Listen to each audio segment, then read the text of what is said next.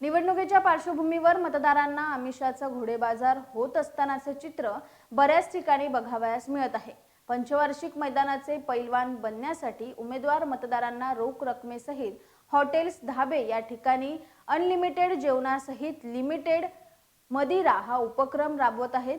जर अनलिमिटेड मदिरा दिली तर मतदार जागा राहणार तरी कसा याचे भान व्यवस्थित ठेवतानाचे चित्र बऱ्याच ठिकाणी बघायला मिळत आहे।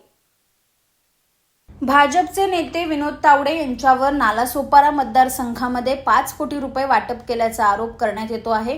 त्यानंतर विरारमधील एका हॉटेलमध्ये मोठा राडा झाल्याचा अनकट व्हिडिओ आम्ही आपल्यापर्यंत पोहोचवत आहोत।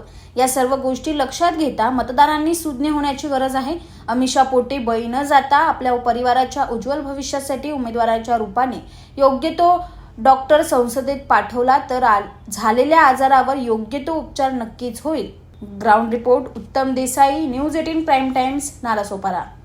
Subscribe now and press the bell icon. Never miss an update.